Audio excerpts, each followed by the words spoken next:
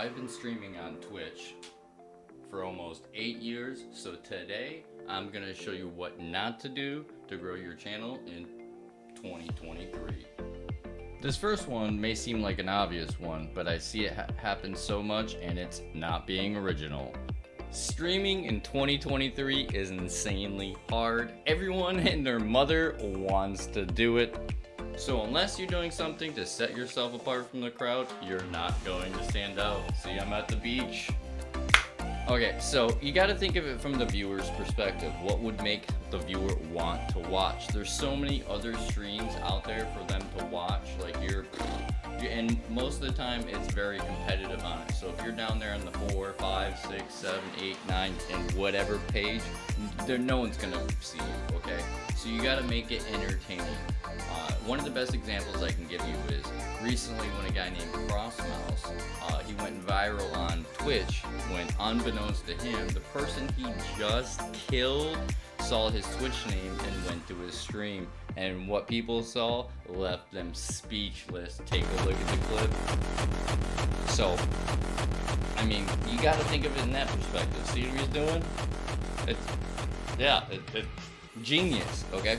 Later, popular streamer Forsen saw the clip, and it became a viral sensation. I mean, this beach is awesome, right? Would you want to be here? So if you can't set yourself apart from the crowd, then why would you expect the viewers to watch? You gotta do something original, alright? This kind of leads us into the next thing that I see happen all the time, and it's a big problem, and that's streaming all the time. This is one of the biggest mistakes I made when I first started out. I had thought by streaming as much as possible, I was giving myself the most opportunity to be found. Anyway, I always felt like I was just one grade away from going viral or something silly like that. Yeah, I know, it's very silly. I would spend day and night streaming, trying to get content. And this is kind of bad for two different reasons. One, you're just gonna burn yourself out. And two, even if you do get some followers off this, it's going to be really hard for them to keep following you, and they're going to kind of get themselves burnt out, you know? So it's like, yeah. And what happens is humans are creatures of habit, okay? If you get yourself into like a streaming schedule, you'll notice that the people start coming in more and more frequently, and it'll be the same people, okay? And that's what we kind of want. You want to build like a community. You know, people will come home from work, have dinner, have coffee, take a shower, have a shit, no in specific order, you know what I'm saying? And meanwhile, they'll be pulling up your stream, okay? And you gotta keep this in mind. So, set yourself a schedule and stick to it. This will allow you to actually build your community and do some other things that I'm mentioning here. Alright, so moving on to the next thing, which is changing games all the time or never. This was my second biggest problem starting out, okay? At first, I could never figure out what I wanted to play, right? I was changing games almost daily, and I noticed this wasn't the greatest for my stream because I could see my viewer count would go up and down, you know, depending on what game I'd play or how popular it was.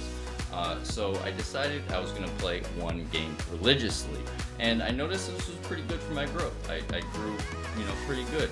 And one downfall with this though is whenever I try to change games or try something out new, I notice a huge drop. So one of the things I'd highly suggest doing is change it on like a weekly or a bi-weekly basis. Now, even if you want to play, you want to play Sea of Thieves, okay? And you only want to play Sea of Thieves. Try to mix it up and say, you know, every week or every other week you play Dark and Darker or you play some other game. That way, if your game dies off or you decide later down the line you do want to quit, you won't notice a big drop off like I have had experience in the past, okay? And the last thing never to do is only network on Twitch, okay? I see so many people do this. Oh my god. It's mind-boggling how many people I see do this, alright? And what I mean by this is by just using Twitch, that's it, alright?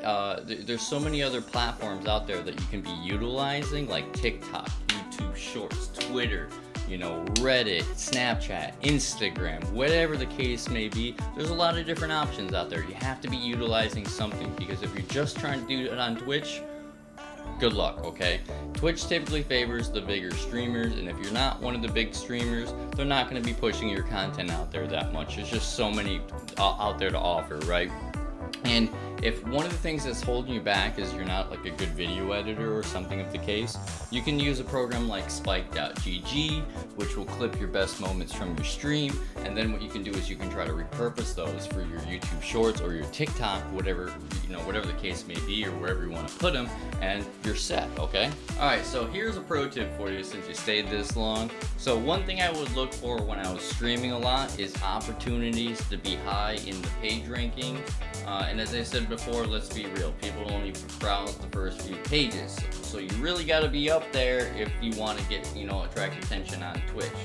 So one thing what you can do is, if you're in a competitive category, is look for different times to stream, whether your game is going to have an update, or say if it's between playtests or something, So for instance, like let's say if you play Sea of Thieves and there's going to be an update today between 5 p.m. to 9 p.m., okay? It might be a good idea to, start streaming, right before the update or right before the update comes live. That way you have more publicity and you're higher up on the page rankings, if that makes sense. And this, as I said, this can be applied to other situations. Let's say you play Dark and Darker and the playtest just got over and the next playtest is going to start in a few days. You might want to start a few days before the playtest to start streaming in the category. Maybe do, Q&As or VOD reviews or whatever the case may be. Or, say the game goes live at 9 p.m., you start streaming at 7 p.m., so you're higher up and more options to get some people into your stream, if that makes sense. Now, this is one tip I haven't really heard a lot of people mention, and it kind of blows my mind because I think it's a pretty good tip and something you should start thinking about doing when you're streaming. And that is it. If you have any questions or comments, leave a comment below. Thank you guys, appreciate it. Catch you later.